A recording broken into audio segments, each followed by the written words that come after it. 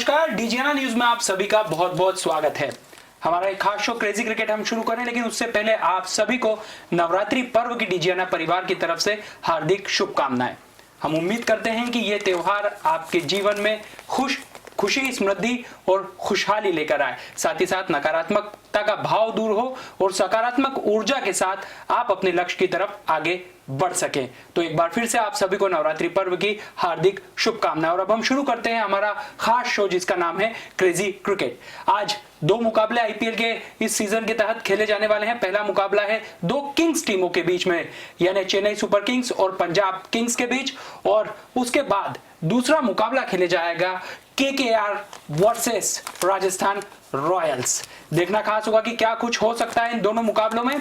हमारे गेस्ट से बात करेंगे, जो खास मेहमान हमारे साथ मौजूद हैं। सुखदेव सिंह गुम्मन सर हमारे साथ मौजूद है। सर आपका बहुत बहुत स्वागत है। थैंक यू अभिषेक। और पल्लव विजयवर्गीय जी हमारे साथ मौजूद है। सर आपका भी बहुत बहुत स्वागत है। आज के दोनों मुकाबलों से हम रूबरू हों, उसके बारे में जानने का प्रयास करें, लेकिन उससे पहले कल के मुकाबले की बात कर लेते हैं, क्योंकि कल आरसीबी को सनराइजर्स हैदराबाद के आगे पराजय का सामना करना पड़ा है। और आरसीबी जो शीर्ष 2 में अपना स्थान पक्का करने का विचार कर रही थी, अब वो मंसूबे पूरे होते दिखाई नहीं दे रहे हैं। क्या करेंगे सर? बिल्कुल ठीक बात है। क्रिकेट जो है वो अनिश्चितताओं का खेल और फटाफट क्रिकेट 2020 तो किसी गिवन डे पे कुछ भी हो सकता है।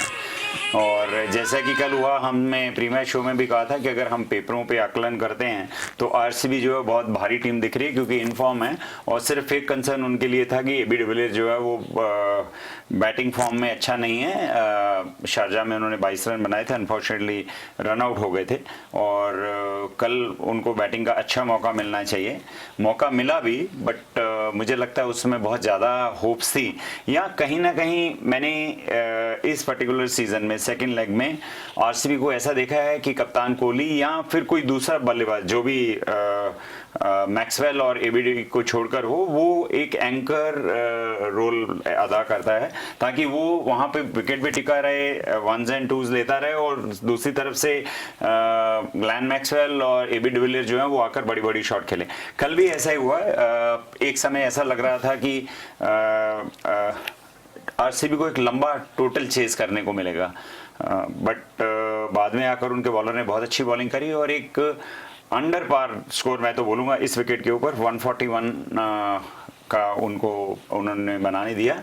और हमें लग रहा था कि ये मैच बहुत आसानी से आरसीबी जीत जाएगा, परंतु जिस तरीके से ये क्रिकेट हमको चौंकाती है और नए नए चीज़ें हमारे सामने पेश कर दी है, तो वही इनफॉर्म बल्लेबाज विराट कोहली के रूप में पहले ओवर में भुवनेश्वर, जो कि अपनी, हमने कल भी कहा था कि अपने जीवन की सबसे खराब फॉर्म से जूझ रहे हैं इस वक्त और कुछ अच्छा नहीं कर पा रहे हैं। कल उन्होंने पहले ओवर में विराट कोहली को आउट किया। बहुत बड़ा विकेट था, उसके साथ ही एक जो डेंट लगा, और 3 विकेट बहुत जल्दी जल्दी खो देने के बाद में हमें लग रहा था कि ये मैच थोड़ा सा मुश्किल हो जाएगा, परंतु फिर से जिस तरह से ग्लेन मैक्सवेल ने आकर बल्लेबाजी करी और पडिक्कल के साथ में एक अच्छी लंबी पार्टनरशिप करी, तो उस समय फिर हमको ऐसा लगने लग गया था कि 8 रन, पौने 8 रन के लगभग एवरेज थी जो चेस करनी थी। लेकिन मैं तारीफ करूंगा उमरान अकमल की, सनराइजर हैदराबाद के बॉलर की। एक नया यंगस्टर है जिसने सिर्फ एक फर्स्ट क्लास मैच खेला है और ये सेकेंड आईपीएल मैच खेल रहे हैं। पिछला मैच भी उनको खिलाया गया था। उसने बहुत इंप्रेस किया अपनी स्पीड के साथ में। एक ओवर में 150 से ऊपर 5 गेंदें डालना अपने आप में बहुत बड़ी बात है। और उसके बाद में रन भी उन्होंने बहुत कम दिए। वो एक वीक लिंक था सनराइजर हैदराबाद की बॉलिंग में, और वही वीक लिंक जो था कल उनका ट्रम्प कार्ड बनकर सामने आया। भुवी ने अच्छी बॉलिंग करी, राशिद ने अच्छी बॉलिंग करी, होल्डर ने अच्छी बॉलिंग करी, इवन सिद्धार्थ कौल ने बहुत अच्छी बॉलिंग करी। तो हम बोल रहे थे कि पिछले कुछ मैचेस से सनराइजर हैदराबाद की बॉलिंग क्लिक कर रही है, जब से जैसन रॉय टॉप में बैटिंग के लिए आए हैं और जैसन होल्डर जो है एज ए ऑलराउंडर खेल रहे हैं, और उसके साथ साथ उन्होंने उमरान अकमल को ड्राफ्ट किया। तो ये 3 चेंजेस के बाद में एक बदली हुई टीम लगी। एक समय तक हमें लग रहा था कि 160-70 रन आराम से बन जाएंगे, बट अनफॉर्चुनेटली 141 बनाया। बट तारीफ करनी होगी उनकी कि 141 रन बनाकर भी एक अच्छी इन्फॉर्म टीम जो फर्स्ट और सेकंड स्पॉट को आई कर रही थी कि मैं ये जीत जाऊंगा और अगले मैच में हम लोग अगर जीतते हैं और सीएसके हार जाती है तो फर्स्ट और सेकंड टीम जगह के ऊपर हम क्वालिफाई कर जाएंगे। लेकिन ऐसा ना हो सका और फर्स्ट प्लेस पे आज डीसी है, दूसरे के ऊपर सीएसके है, थर्ड के ऊपर आरसीबी है। अब जो बाकी बचा है उनमें से 4 टीमें उसके लिए लड़ रही हैं कि कौन उसको क्वालिफाई करेगा। तो मुझे जो 2 मेन कंटेंडर उसमें नजर आते हैं, एक केकेआर नजर आता है और एक मुंबई नजर आता है। केकेआर का आज शाम को सेकंड मैच है राजस्थान रॉयल के साथ में, तो कहीं ना कहीं आज वो अच्छा कन्विंसिंग विन के साथ में, और कोशिश ये करेंगे कि 2 पॉइंट तो मिले ही मिले, उसके साथ साथ नेट रन रेट के ऊपर भी उनका कुछ डिफरेंस और आ जाए, ताकि मुंबई कल अगर खेलना चाहे तो उसके पास बहुत ही इम्पॉसिबल सा टारगेट है उसको अचीव करने के लिए।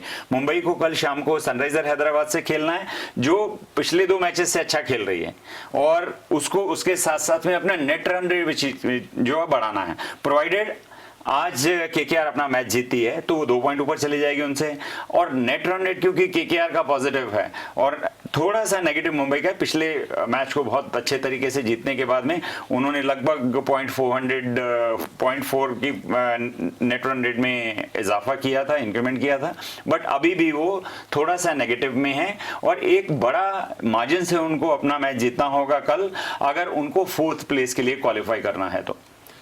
पल्लव सर, आरसीबी की जो एक उम्मीदें थी कि जो टॉप 2 प्लेस पर अपने आप को सुनिश्चित करके कुछ एडवांटेज हासिल कर लिया जाए, वो उम्मीदें तो अब धुंधली हो चुकी है या समाप्ति हो चुकी है। लेकिन सनराइजर्स हैदराबाद तीसरी जीत रही इस पूरे सीजन में, लेकिन अच्छा सीजन तो नहीं रहा इस टीम के लिए, पर जाते जाते विदाई के लिए अच्छा संकेत मिल गया कि सुखद विदाई हो सकती है टूर्नामेंट से। सुखद तो नहीं कहेंगे, लेकिन जो टीमें टॉप पे होती है उनको कहीं ना कहीं कंसिस्टेंसी की ज़रूरत होती है। आरसीबी में वो कल मिसिंग देखा, और सनराइजर हैदराबाद, उसे मालूम था कि हम पीछे हैं, किसी का खेल बिगाड़ सकते हैं, कल उसने बिगाड़ दिया। आरसीबी की जो एक उम्मीद थी कि सेकंड स्पॉट पे आ सकती है दूसरी टीमों के भरोसे, वो कल मिस हो गई। और मैं ये कहना चाहूँगा, आरसीबी अब तक के आईपीएल के इतिहास में सबसे अनप्रिडिक्टेबल टीम है। ये इसकी बैटिंग बहुत अच्छी दिखती है, और ये हमें कहीं ना कहीं किसी मैच में ये टोटल कोलैप्स हो जाती है। ये विकेट ना गिरे तो भी कई बार रन चेस करने में पीछे हो जाती, जो कल आपने देखा। 142 का टोटल कोई बहुत बड़ा टारगेट नहीं था, और ये बहुत कंफर्टेबल पोजीशन पे भी थे, लेकिन फिर इनके दिमाग में क्या है, या तो ये लंबे शॉट ही खेलना चाहते हैं, क्योंकि छोटा टारगेट है, आप इसको बहुत आसानी से चेस कर सकते हैं, आप सिंगल डबल से भी चेस कर सकते हैं। जहाँ आपको ज़रूरत होती है सेंसिबिलिटी की, वहाँ बड़े बड़े छक्के काम नहीं देते हैं, और यही हुआ, बड़े छक्के लगाने के चक्कर में ये थोड़े 1-2 विकेट खोए और फिर प्रेशर में आ गए।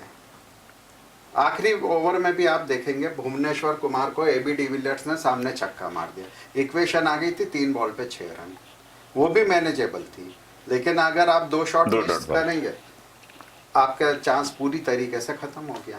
अब हालांकि इसमें अब इक्वेशन में कोई चेंज नहीं हो सकता, टॉप की 2 टीमें, उन्हें क्वालिफायर 1 खेलना है, वो टीम टॉप पर ही रहेगी।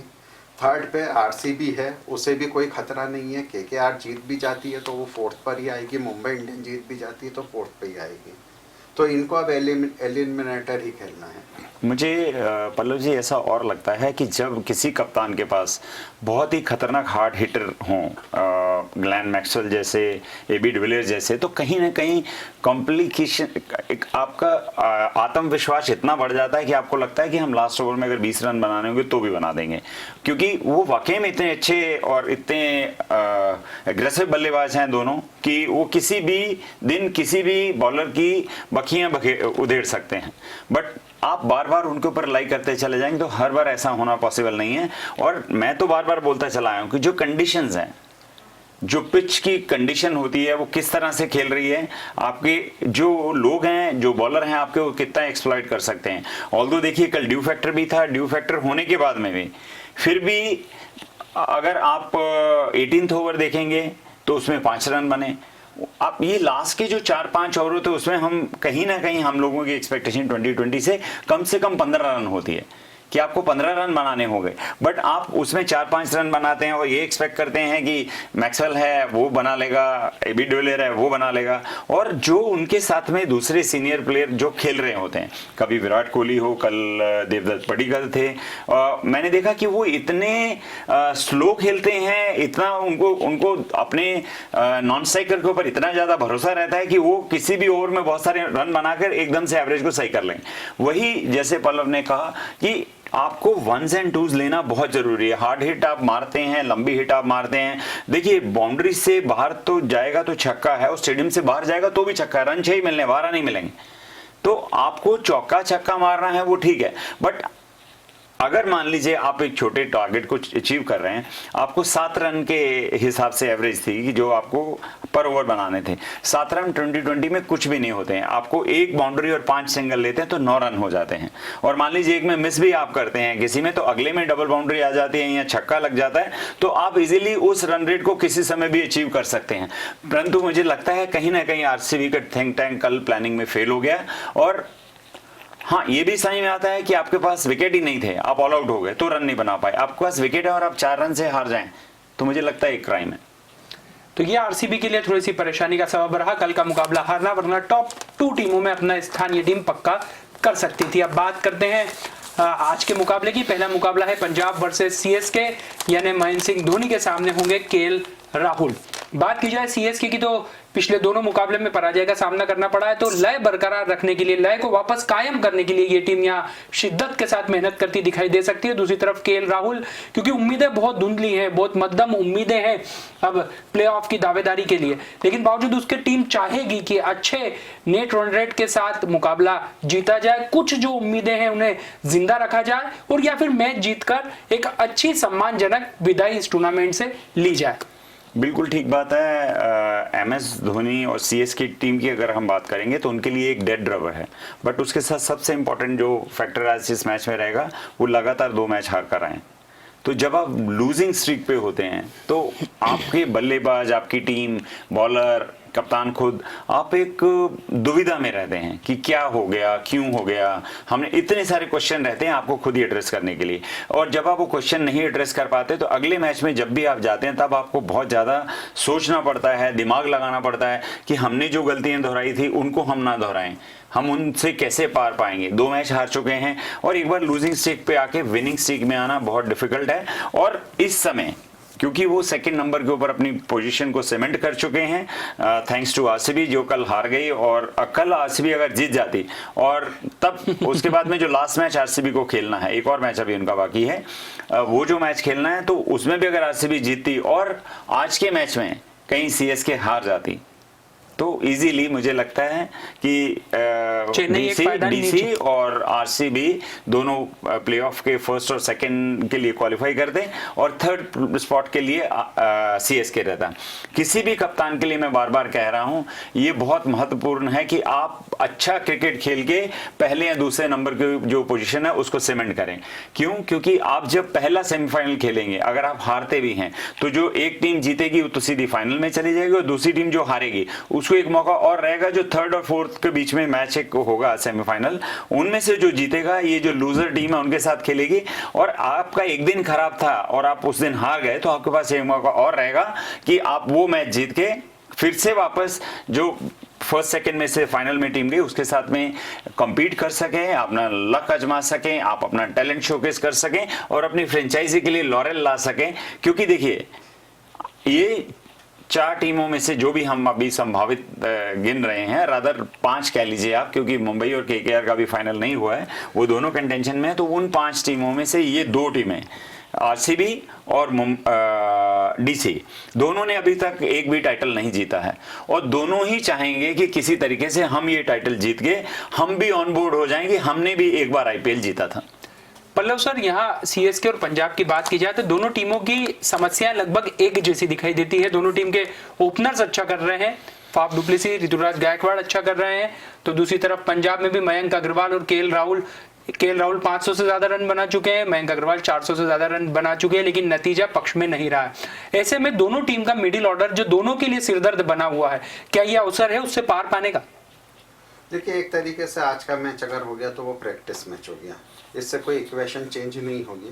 पंजाब किंग्स 5 ओवर में आज सीएसके को नहीं हरा पाएगी, तो नहीं नेट रन रेट उनका इतना बेटर होगा कि वो केकेआर से आगे निकले। तो ऑलमोस्ट वो ये टीम तो बाहर है ही। सीएसके के लिए भी कोई परिस्थितियां चेंज नहीं हो रही हैं, वो प्लेऑफ में फर्स्ट और सेकंड पोजीशन पर हैं, उनको क्वालिफायर 1 खेलना है। क्वालिफायर 1 हारते भी हैं तो भी उनको एक मैच मिलेगा। तो यहाँ पर सीएसके सिर्फ इस मैच को एक एज ए प्रैक्टिस मैच खेलेगी, अपने मिडिल ऑर्डर को थोड़ा ज़्यादा उनके पास, क्योंकि मैं समझता हूँ कि उनके पास कोई ज़्यादा ऑप्शन नहीं है चेंज करने के, और ना ही वो अब प्लेऑफ में जाने के पहले वो चेंज करना चाहती है। तो अपनी फुल स्ट्रेंथ को खिला करके और उसको एक अच्छी प्रैक्टिस देना पसंद करेगी। सर, सीएसके के लिए हम बात करें तो यहाँ सुरेश रैना और महेंद्र सिंह धोनी का फॉर्म बहुत ज्यादा परेशानी का सबब बना हुआ है, और अब अगर यहाँ ये दोनों खिलाड़ी कुछ नहीं कर पाते तो अब नहीं तो कभी नहीं वाली बात गलत नहीं होगी। महेंद्र सिंह धोनी तो फिर भी हम बार बार कह रहे हैं कि कप्तान है, कीपर है, अच्छी कीपिंग कर रहे हैं और कैप्टनसी अच्छी कर रहे हैं, अपनी टीम को लीड कर रहे हैं फ्रंट से। हाँ, बल्लेबाजी की हम बात करें तो वो MS धोनी अब नहीं है जिसके ऊपर हम इतनी होप्स रखते थे कि वो सिंगल हैंडेडली आके 50 रन, 100 रन, 150 रन करके टीम को जिता देगा। परंतु अगर कुछ 2-3 मैच हम लास्ट उनके देखें, एक हमने शारजा में इनिंग देखी थी जिसमें लगा कि हाँ वो लय में है, ऑल्दो वो उस तरह के स्ट्रोक प्ले उन्होंने नहीं किया जिसकी अनुरूप वो जाने जाते हैं। और पिछले मैच में भी हम देखें तो उन्होंने कुछ रन किए थे, बट हाँ मैं कहूँगा कि वो भी लगभग आउट ऑफ फॉर्म है। वो जिस नंबर पे बैटिंग करने आते उस समय आकर आपको कम से कम 150-200 का स्ट्राइक रेट चाहिए होता है, क्योंकि उस समय आपको ज्यादा रन बनाने होते हैं, चेज कर रहे हो तो भी और टारगेट सेट कर रहे हो तो भी। तो एक बहुत बड़ा प्रेशर है धोनी के ऊपर। और सुरेश रैना को तो उन्होंने पिछले मैच में बाहर भी बिठाया सिर्फ इसीलिए कि वो कुछ भी नहीं कर पा रहे हैं। वो भी इतने अच्छे स्पिन के अगेंस्ट खेलने वाले बैट्समैन हैं कि आपको वो गिवन डे के ऊपर सिंगल हैंडेडली मैच जिता सकते हैं। तो सीएसके विल होप कि किसी तरीके से वो दोनों प्लेस जो हैं, और अदर इसके बाद में भी हम कैटेगरी के लिए अगर बात करें तो 4 बल्लेबाज, Faf du Plessis, Ruturaj Gaikwad, Ambati Rayudu ने पिछली बार एक 50 किया था एक मुश्किल कंडीशन में जहां पे बाकी बल्लेबाज कुछ नहीं कर पा रहे थे, और रविंद्र जडेजा। ये 4 की अगर हम बात करें तो ये चारों ने कंसिस्टेंटली इस टूर्नामेंट में परफॉर्म किया है। तो धोनी कहीं भी एक्सपेक्ट करेंगे कि इतना अच्छा परफॉर्मेंस देने के बाद में अगर आपको किसी दिन जरूरत पड़े कि आपके जो की परफॉर्मर है, स्टार परफॉर्मर है, जिन्होंने आपको अभी तक इस टूर्नामेंट में यहां तक लेकर आए हैं, वो अगर फेल होते हैं तो आप कम से कम आपके जो बाकी प्लेयर हैं वो लोग उसमें कंट्रीब्यूट कर सकें। कहने के लिए हम बोलें तो चेन्नई के पास में नंबर 10 बैट्समैन जो खेलने आता है, 11 मैं 11 बोलूंगा, जो 11 के 11 जब बैटिंग करेंगे तो वो कैपेबल हैं कि वो 6 मार सकते हैं। मतलब वो बैटिंग के लिए आप उनको बिल्कुल ऐसा नहीं समझ सकते कि वो आएंगे तो कुछ रन बनाने तो आप नहीं बना पाएंगे। इतनी लंबी बैटिंग लाइनअप होने के बाद में भी अगर आपका मिडिल ऑर्डर और लोअर मिडिल ऑर्डर स्ट्रगल कर रहा है तो ये एक वाकई में किसी कप्तान के लिए चिंता का विषय है। जहां तक पंजाब की बात है तो पंजाब, हम बार बार बात करते आए हैं कि वो एक बड़े दिल की टीम है, जीता हुआ मैच भी हार देती है कि साहब 4 ही रन बनाने, आप जीत जाओ कोई बात नहीं। प्रेशर में आके स्टम्बल करती है। पिछले मैच में हमने देखा किस तरह से वो खेले, लगभग जीतने की पोजीशन में आकर उन्होंने मैच गंवा दिया RCB के अगेंस्ट शारजा में जो मैच था। तो वहां पे भी बात करें तो उनके लिए भी कुछ प्रॉब्लम है। क्रिस गेल जो हैं वो छोड़कर चले गए हैं कि साहब नहीं हो पाएगा, बायो बबल में बहुत फटीग हो रहा है, वो चले गए। उसके बाद में उनके ओवरसीज प्लेयर में निकोलस पूरन हैं जो एक बहुत अच्छे फील्डर हैं और बहुत ही शानदार बैट्समैन है। CPL में अच्छा परफॉर्मेंस करके हैं, फर्स्ट लेग में फेल हुए, सेकेंड लेग में आकर वो कुछ नहीं कर पा रहे हैं। तो अगर आप अपने ओवरसीज प्लेयर जो हैं वो आपको अच्छे से परफॉर्म नहीं करेंगे तो आपकी टीम के लिए आगे बढ़ने के चांसेस कम है, क्योंकि वो चारों प्लेयर जो क्योंकि लिमिट है कि 4 ओवरसीज प्लेयर आप 11 में खिला सकते हो, साथ आपको इंडियन प्लेयर खिलाने बने होंगे। तो 4 वो प्लस 2 अच्छे इंडियन प्लेयर, ऐसी 6 के कॉम्बिनेशन हर 6 या 7 की कॉम्बिनेशन जो है हर फ्रेंचाइजी के पास बनी हुई है। अगर वो चारों इंपैक्ट प्लेयर, मैं बोलूंगा ओवरसीज प्लेयर जितने उन सबको इंपैक्ट प्लेयर बोलूंगा, क्योंकि वो सब स्पेशलिस्ट होते हैं, वो सब ख्याति प्राप्त क्रिकेटर होते हैं जिनको वर्ल्ड जानता है कि वो क्यों लिया गया उनको, और बहुत हायर वैल्यू के ऊपर उनको बहुत ऊंचे दामों पर फ्रेंचाइजी उनको खरीदती है। और वो आकर अगर परफॉर्म नहीं करेंगे तो आपके लिए बहुत मुश्किल होगा।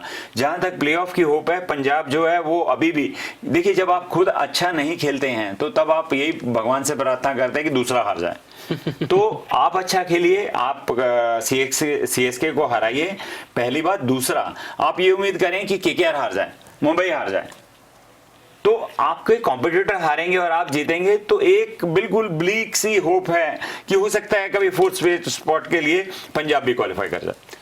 पल्लव सर, बात हम पंजाब की करते हैं, वैसे आमतौर पर धारणा ये होती है कि यदि किसी की टीम का कप्तान अपने प्रदर्शन के बलबूते पर काफी कुछ चीजें पक्ष में करता है तो उसका असर पूरी टीम पर जाता है, लेकिन यहाँ पूरी हम देखें तो परिस्थितियां विपरीत दिखाई देती। केएल राहुल शानदार फॉर्म में है, लगभग हर मैच में अच्छे रन बना रहे हैं। मयंक अग्रवाल 7 मैचों में उन्होंने अर्धशतक जमाए हैं और दुर्भाग्य से वो सारे 7 मैच टीम हारी है।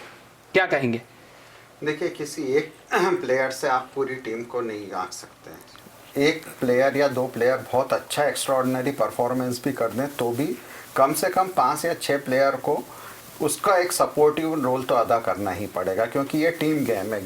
एक अकेला बैट्समैन ठीक है, थोड़ा सा एक टोटल मैनेज कर सकता है, लेकिन वो विनिंग टोटल नहीं मैनेज कर सकता है। तो आपको पूरी टीम को ही एक मीडियोकर ही सही वो परफॉर्मेंस तो देना पड़ेगा। हर मैच में आप देखेंगे 1 या 2 बैट्समैन ही रन बनाते हैं, लेकिन साथ में सपोर्टिव भी 3-4 स्कोर होते हैं उसमें। पंजाब के साथ दिक्कत यही रही कि सिर्फ केएल राहुल और मयंक अग्रवाल के भरोसे ही आगे बढ़ते चले गए। इनको पहले आधी टूर्नामेंट तक तो यही नहीं मालूम था कि हमारा मिडिल ऑर्डर क्या खिलाना है। फिर जाकर के अभी आखिरी के 2-3 मैचों में इन्होंने थोड़ा सा अपना मिडिल ऑर्डर अच्छा किया। मॉइस हेनरिक को भी ये लेकर शाहरुख खान को भी लाए, तो लगने लगा, लेकिन तब तक इनके हाथ से बहुत सारी चीज़ें फिसल चुकी थी। तो अब इस टूर्नामेंट में अगर चांस है सिर्फ, तो वो 2 टीमों के लिए, एक कलकत्ता नाइट राइडर और एक मुंबई इंडियन। वो भी आज के मैच में अगर कलकत्ता नाइट राइडर जीत जाती है तो उसका नेट रन रेट इतना हाई है कि मुंबई इंडियंस को कम से कम वही 6 या 7 ओवर में मैच जीतना पड़ेगा, तब जाकर के वो कहीं हो सकता है कि कलकत्ता नाइट राइडर को रन रेट में पीछे करें। लेकिन मुझे नहीं लगता है कि वो भी चांस है।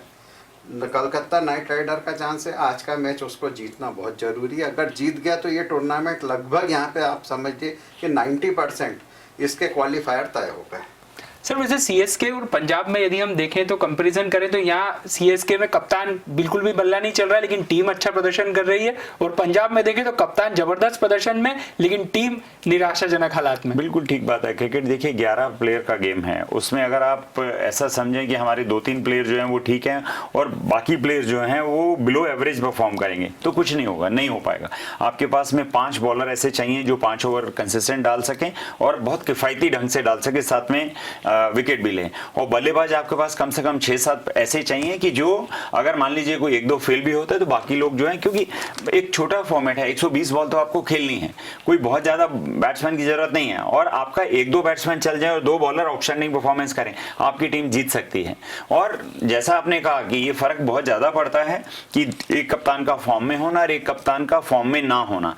जो फॉर्म में नहीं होगा उसको कहीं ना कहीं एक्स्ट्रा कॉन्ट्रीब्यूशन करना होगा। मुझे लगता है कि महेंद्र सिंह धोनी कीपिंग में तो ठीक करते ही करते हैं, बट उनका जो क्रिकेट को पढ़ने की क्षमता है वो लगभग सारे फ्रेंचाइजी के कैप्टन जितने भी खेल रहे हैं उनमें से बेहतर हैं वो, और वही कारण है कि अपने प्लेयरों से वो कुछ ना कुछ एक्स्ट्रा करवा लेते हैं। उनको पता होता है किस सिचुएशन में किस प्लेयर से क्या करवाना है, तो ये बहुत बड़ा एसेट है। वो कप्तान खुद नहीं कर पा रहा है, पर वो अपने कप्तानी की चतुरता के कारण, अपनी कप्तानी के एक्सपीरियंस के कारण से उस 22 यार्ड की विकेट को रीड करने में माहिर है, और वही कारण है कि धोनी की टीम जो इतना अच्छा कर रही है। और दूसरे हाथ पे अगर हम बात करेंगे पंजाब की, तो अगर आप उनके टॉप के 2 बैट्समैन मयंक अग्रवाल, और केएल राहुल। उसके बाद में एडिन मार्कराम की अगर हम बात करेंगे तो उन्होंने कंसिस्टेंसी दिखाई है, बट कोई आउटस्टैंडिंग इनिंग नहीं खेली है। 15-20 रन, 25 रन, 30 रन, 15-25-30 रन जो है वो आपको आपकी टीम के लिए कुछ बहुत अच्छा नहीं कर सकती। हाँ, ये है कि अगर आपका एक अच्छा बल्लेबाज उन दो में से चल रहा है और आप साथ में आ जाते हैं, एक्सपोर्ट रोल में है, तो दैट इज ओके। पर उनके आउट होने के बाद में जिस तरह से पंजाब ने मैचेस गंवाए हैं, तो वो एक साइन है, दिखाता है कि नहीं, कहीं ना कहीं कुछ बहुत बड़ा गड़बड़ है। और इतनी देर लगाना, शाहरुख खान जैसे बल्लेबाज को हमने देखा शारजा में भी, वो जब लास्ट ओवर में रन चाहिए थे, अनफॉर्चुनेट रहा कि वो रन आउट हो गए पहली बॉल के ऊपर, नहीं तो उसमें भी 12-13 रन बना के वो खेल रहा था। और उससे पहली जो इनिंग उन्होंने 9 बॉल के ऊपर 22 रन किए थे, 2 छक्के और 1 चौके के साथ में, बहुत क्रंच मोमेंट में वो मैच जितवाया था। तो इस तरह के बल्लेबाज को आप इतनी देर से बाहर बिठा के बैठे हैं किस लिए? दीपक हुड्डा को आप कैरी किए जा रहे हैं। उसने आज तक जो मुझे याद है एक रिमार्केबल इनिंग खेली थी 60 रन की। उसके बिना वो ऑलराउंडर है, मैंने उसको कहीं बॉलिंग करते भी ज्यादा नहीं देखा है कि कप्तान उनको एज ए ऑलराउंडर कैपेबिलिटी के कारण से रख रहे हैं। तो आपके पास एक अच्छा बैट्समैन है, यंगस्टर है, अपकमिंग है, बहुत हार्ड हिटर है, वो किसी भी बॉलर को टेक ऑन कर सकता है, और आपकी टीम उस समय उस पर्टिकुलर रीजन में जाकर स्ट्रगल करती है। तो आपको ये वाला चेंज तो बहुत पहले कर लेना चाहिए था। और कुछ ना कुछ अभी, जैसा पल्लव भाई ने कहा कि बहुत सारी टीमों ने बहुत लेट जाकर अपनी प्लेइंग 11 का कॉम्बिनेशन फाइनल किया है। पहले हिट एंड ट्रायल चलता रहा, हम इसको रखकर देखते हैं ये क्या करेगा, उसको रखकर देख के क्या करते हैं। तो वो जब आप इस तरह के हिट एंड ट्रायल करेंगे तो तब आप पहले टॉप 4 में आने के लिए आपको बहुत मुश्किल होगी। आपको शुरू से ही एक बढ़िया कॉम्बिनेशन लेकर चलना है, और वो टीम ऐसी चाहिए कि जो टीम आपको जिता सकती हो। आप बीच में 4 प्लेयर इस तरह के लेके खेलते हैं कि 2 फास्ट बॉलर ऐसे डालेंगे आप कि वो उनको 40 रन 50 रन पड़ जाएंगे पर बॉलर जो हैं। आप देखेंगे तो पंजाब 6 बैट्समैन के साथ खेल रहे हैं, 5 प्योर बॉलर के साथ खेल रहे हैं। आप 2020 में ऐसा नहीं कर सकते हैं। आपको जो टेलेंडर्स भी हैं, जो बॉलर्स भी हैं, उनको भी कुछ बैटिंग करनी आनी चाहिए कि अगर वो 5-10 रन की जरूरत हो तो 5-10 रन तो कॉन्ट्रीब्यूट कर सकें। तो आई थिंक पंजाब को थोड़ी सी स्ट्रैटेजी अब अगले आने वाला है। अभी तो almost it is curtain for them, कि मैंने कहा ना कि जब अच्छा नहीं करते हैं तो भगवान की जरूरत पड़ती है। भगवान को बार बार बोल रहे हैं साहब मुंबई भी हार जाए, कलकत्ता भी हार जाए और हम जीत जाएं, तब जाके क्वालिफाई करें। तो साहब आप पहले से अच्छा खेलिए ना, भगवान किस किस को क्या क्या करेगा। हमारे सबके लिए पूरी हिंदुस्तान में 130 करोड़ लोगों को देखेंगे, या सिर्फ आपका मैच में जाने के लिए वहां शारजा में, दुबई में, यूएई में जाकर बोलेंगे नहीं यार अभी पंजाब को जिता दो, बाकी सारे काम पेंडिंग छोड़ दो। तो आप you have to as a cricket, तो देखिए आपको अपने दमखम पे ही खेलना होगा। आप लास्ट में अगर अच्छा नहीं खेलेंगे तो फिर प्रेयर करते ही रह जाएंगे और कुछ भी नहीं होगा। और उसके बाद बात की जाए आज के दूसरे मुकाबले की, तो वो है Kolkata night Riders versus Rajasthan Royals. Rajasthan Royals इसलिए महत्वपूर्ण टीम बन गई है क्योंकि पॉइंट्स टेबल की रोचकता को इस टीम ने बढ़ा दिया है। पिछले मुकाबले में जितने बुरी तरीके से मुंबई से ये टीम हारी है, उसने मुंबई की धुंधली उम्मीदों को तो मजबूती दी ही है, साथ ही साथ आज केकेआर से ये मुकाबला खेलने के बाद में ये टीम केकेआर और उसके साथ साथ मुंबई के बीच की टीम बन गई है, क्योंकि अब इसके ऊपर निर्भरता है। पंजाब को पहले मौका दिया राजस्थान रॉयल्स ने, और अब अगर आज केकेआर को मौका दे दिया तो मुंबई की टीम कहीं ना कहीं सबसे ज्यादा किसी से नाराज होगी तो वो केकेआर होगी। क्या कहेंगे सर? देखिए, मुंबई टीम को खुद अपने आप से नाराज होना चाहिए कि उनका मिडिल ऑर्डर बिल्कुल नहीं काम कर रहा, और ये सेकंड लेग में जाता हुआ आप लगातार 3-4 मैच हार जाएंगे तो फिर टूर्नामेंट में यही है कि आप आखिरी मैच के जुए पे डिपेंड रहिए कि केकेआर हारे। आज तो पहले प्रार्थना कर रहे कि केकेआर हारे और फिर कल खुद लगे जीतने के लिए, वो भी अच्छे औसत से। हाँ, तो मुंबई इंडियन को अपने ऊपर नाराज पहले होना चाहिए। पर सर राजस्थान रॉयल्स ने मुंबई की उम्मीदों को तो जगा दिया है, लेकिन आज केकेआर है सामने। क्या कहेंगे सर? क्योंकि केकेआर चाहेगी कि आज का मैच जीत जाए, पॉजिटिव रेट है, ऊपर चले जाएगी ये टीम, और अगर ये टीम आज हारती है तो फिर एक बार कहीं ना कहीं जो रोमांच है पॉइंट्स टेबल का और बढ़ता दिखाई देगा। देखिए, राजस्थान रॉयल की बात करी जाए तो हम बार बार बोलते हैं कि वो अंडरडॉग हैं, किसी दिन भी अच्छा खेलते हैं, किसी दिन खराब खेलते हैं। लास्ट मैच जो मुंबई से वो 90 रन पे 9 विकेट उन्होंने बनाए, उससे पहला मैच सीएसके के साथ उन्होंने 189 रन चेज कर लिए थे 3 विकेट डाउन करके। और आगे एक और सिमिलरिटी ये है कि इसी ग्राउंड पे, शारजा की ग्राउंड पे ही मुंबई को उन्होंने इतना बड़ा तोहफा दिया था। तो आज देखना होगा कि उसी ग्राउंड पे फिर ये खेल रहे हैं केकेआर के साथ में, और मुझे लगता है कि केकेआर की बॉलिंग जो है वो स्ट्रांग है, बट केकेआर के साथ भी अपनी कुछ प्रॉब्लमें हैं आज भी जो चल रही हैं। उनमें से 3 मेजर प्रॉब्लम है उनकी। एक, इयान मॉर्गन उनके कैप्टन है जो लास्ट 1.25 साल से बैट के साथ कुछ भी नहीं कर पा रहे हैं। और मैं बार बार कहता चला आ रहा हूं कि एक बल्लेबाज हो, एक जो कैप्टन है वो बेशक बल्लेबाज हो या गेंदबाज हो, वो जब तक खुद का प्रदर्शन अच्छा नहीं करके बताएगा, वो दूसरों से कैसे एक्सपेक्ट कर सकता है कि मेरी टीम्स और टीममेट्स जो है वो अच्छा करें। You have to lead by examples. और उसका फायदा ये होता है कि आपको जो दिमाग में पॉजिटिविटी आती है एक अच्छा रन बनाने, क्योंकि वो बैट्समैन है, अगर इयान मॉर्गन रन बनाएंगे तो वो बहुत अच्छा फील करेंगे। और जब आप मेंटली पॉजिटिव होते हैं, अच्छा सोचते हैं, तो इनवेरिएबल आपके लिए अच्छा होता है। अपनी टीम को आप मोटिवेट कर सकते हैं, वो और अच्छा प्रदर्शन कर सकते हैं। तो आप ये जिस तरीके से अभी स्ट्रगल कर रहे हैं कि यार कल मुंबई ने मार दिया तो आज रात भर सोए नहीं कि अरे यार हमको वो मैच जीतना ही है, और क्योंकि नेट रन रेट का अब डिफेंस है और उसको बढ़ाना है, तो आज केकेआर को मैच जीतता है, उसके साथ साथ में कुछ रन रेट को भी बढ़ाने की कोशिश करनी है, क्योंकि लास्ट मैच में ऐसा ना हो कि जैसा मैच राजस्थान रॉयल ने खेला था वैसा ही सनराइजर हैदराबाद खेल जाए। ऑल्दो मुझे इसका डाउट है, क्योंकि सनराइजर हैदराबाद के लिए जो अच्छा काम हो रहा है उनकी बॉलिंग यूनिट ही काम कर रही है, और वो बॉलिंग यूनिट मुझे नहीं लगती कि 7-8 ओवर में कोई भी टारगेट जो है मुंबई को अचीव करने देगी। उसके बिना केकेआर का जो 2 मेजर कंसर्न्स हैं वो उनके 2 ऑलराउंडर्स हैं, रसल हैं और फर्ग्यूसन हैं। वो दोनों इस तरह के हैं कि दोनों बॉल और बैट के साथ में अच्छा करते हैं। तो केकेआर उम्मीद कर रहा होगा कि किसी तरीके से जल्द वो पहले तो क्वालिफाई करें प्लेऑफ्स के लिए, और क्वालिफाई करने के साथ साथ ये उम्मीद करें कि वो दोनों इंजर्ड प्लेयर जो हैं अब वो इस लायक हों कि वो आकर खेलें और अपना कंट्रीब्यूशन अपनी टीम को दें। और ये एक चांस है उनके लिए कि अगर वो आज का मैच जीतते हैं और अपनी नेट रन रेट और बना लेते हैं तो लगभग 4th प्लेस, मुझे लगता है जैसे पल्लव जी ने कहा कि सीमेंटेड हो जाएगी। 4th प्लेस के लिए आपको केकेआर खेलेगी, बट परंतु अगर वो आज मैच हार जाते हैं तो सबसे ईजी तरीका मुंबई के लिए होगा कि वो सिर्फ जीत जाएं, जीतने के साथ उनके 2 पॉइंट इनसे ऊपर हो जाएंगे और 4th प्लेस के ऊपर मुंबई आ जाएगा। कॉम्प्लिकेशन कब होगा? जब केकेआर ये मैच जीत जाए और थोड़े बहुत रन रेट और अपनी अच्छी कर ले, तो मुंबई के पास लगभग बाहर जाने के बिना और बस चमत्कार भी देखिए आप अभी आज की डेट में आपको 7 ओवर में उनका टारगेट कंप्लीट करना होगा।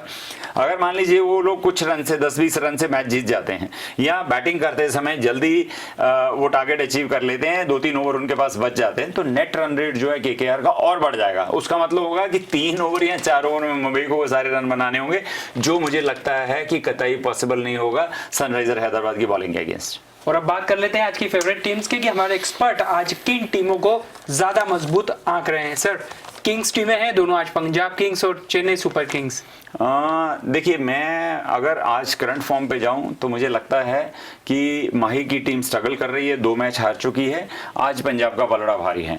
तो मैं पहले मैच में पंजाब के साथ जाना चाहूंगा। दूसरे मैच की अगर बात करेंगे तो मुझे लग रहा है कि केकेआर हर डिपार्टमेंट में अच्छा खेल रही है, बारिंग 3 कंसर्न मैंने आपको बताया। इयान मॉर्गन ना बैटिंग करना, तो उसके बिना भी उनकी बल्लेबाजी क्लिक हो रही है और बॉलर उनके पास में बहुत अच्छे हैं जो बहुत अच्छी परफॉर्मेंस दे रहे हैं। तो मुझे लग रहा है कि शाम वाले मैच में केकेआर को जीतना चाहिए। सर देखिए, फर्स्ट मैच का तो कुछ भी प्रिडिक्शन अभी नहीं किया जा सकता और कोई मतलब भी नहीं है, जीते या हारे, पोजीशन सबकी एक जैसी है। लास्ट वाले मैच में केकेआर के लिए जीतना बहुत ज़्यादा ज़रूरी है। केकेआर का सबसे बड़ा माइनस पॉइंट है कि उसका कप्तान को यह नहीं मालूम है कि मेरी टीम की स्ट्रेंथ क्या है। बैटिंग लाइनअप तो ठीक है, एक बार थिंक टैंक बना लेगी, लेकिन बॉलिंग लाइनअप आपको अंदर एप्लीकेशन करना पड़ता है कंडीशन के हिसाब से। कप्तान को स्पॉन्टेनियस होना चाहिए कि कंडीशन के अनुसार वो चेंज कर सके। वो डगआउट देखते हैं अपने बॉलर्स को और अपने डगआउट में बैठ करके आप इंस्ट्रक्शन ले। मेरा मानना है दिनेश कार्तिक की कप्तानी छोड़ करके जब इयान मॉर्गन को दी गई, वो तब से थोड़े से विचलित नजर आ रहे हैं। वो एक तो अपने बॉलर कौन ले पिक करना है ये नहीं मालूम, और अंदर फिर किस कंडीशन में किसको बॉलिंग करवानी है ये नहीं मालूम। बैट से वो अपनी एक स्ट्रेंथ है उनकी, उसी पर वो बैटिंग करना चाहते हैं इयान मॉर्गन। कंडीशन को एक्सेस नहीं कर रहे हैं। अभी आप देखेंगे सेकंड लेग ये जो आईपीएल का यूएई में हो रहा है, यहाँ थोड़े स्लो टर्नर पिच मिल रहे हैं आपको, यहाँ लंबे स्कोर अभी तक नहीं बन पाए। यहाँ आप 100 कल आपने देखा होगा 140 रन पे भी एक टीम नहीं चेस कर पाई जो कि टॉप में है। यहाँ पे स्लो टर्नर हो गए हैं अभी, तो इयॉन मॉर्गन को अपनी बैटिंग को भी अपनी स्ट्रेंथ के हिसाब से चेंज करना पड़ेगा। केकेआर मेरी फर्स्ट चॉइस है बाद वाले मैच में, क्योंकि राजस्थान रॉयल्स नहीं मालूम है कि वो क्या करती है। ये उनके थिंक टैंक को नीलामी से ही नहीं मालूम होता है। जब वो नीलामी में बैठते हैं तो शाम तक मालूम पड़ता है एक बॉलर मिसिंग है, तो जयदेव उनादकट को वो 14 करोड़ और 11 करोड़ में खरीद लेते हैं। फिर मालूम पड़ता है उनको कि एक हमारा ऑलराउंडर मिसिंग है, तो क्रिस मॉरिस को वो 14 करोड़ में खरीद लेते हैं। केकेआर राजस्थान रॉयल्स जो डिस्टर्ब होती है वो अपनी नीलामी से ही डिस्टर्ब रहती है। वो टूर्नामेंट में तो बाद में उतरती है, वो पहले ही परेशान हो जाती है, पहले ही परेशान रहते हैं। लेकिन अभी थोड़ी सी कहीं ना कहीं परेशानियों के बीच टीमों की जो पॉइंट्स टेबल का रोमांच है वो बढ़ता दिखाई दे रहा है। और सीएसके आज पंजाब के खिलाफ जीतना चाहेगी, क्योंकि जो 2 लगातार पराजय मिली है उसके क्रम को तोड़कर फाइनल्स के लिए अपना कॉन्फिडेंस बिल्ड करने के लिए ये जीत सीएसके के लिए बहुत ज्यादा जरूरी है। बात की जाए पंजाब की तो खुशी खुशी विदाई के लिए चाहेगी ये टीम, क्योंकि खेला अच्छा है टूर्नामेंट में, लेकिन आखिरी मूवमेंट कहीं ना कहीं इस टीम के लिए घातक साबित हुआ है। तो इस जो क्रम है, जो एक टोटका एक तरीका इस टीम के साथ हो गया, उसे तोड़ना चाहेगी और उसी इरादे से केएल राहुल की टीम आज मैदान में होगी। बात की जाए दूसरे मैच की तो केकेआर प्लेऑफ के लिए बहुत ज्यादा जरूरी है जीत, रेट अच्छा है और चाहेगी कि जीत के अपना स्थान सुनिश्चित किया जाए और मुंबई का खेल बिगाड़ा जाए, जबकि उनके सामने राजस्थान रॉयल्स है जो कि रहस्यमयी टीम है और इसलिए इस टीम पर सबसे ज्यादा नजर रहेगी कि आज ये अपने रहस्यमयी परफॉर्मेंस से क्या परिदृश्य हम सब लोगों के सामने लाती है। फिलहाल हमारी इस खास पेशकश में इतना ही, लेकिन खबरों का सिलसिला डीजीआरएन न्यूज पर जारी है। आप बने रहिए हमारे साथ, इजाजत दीजिए, नमस्कार।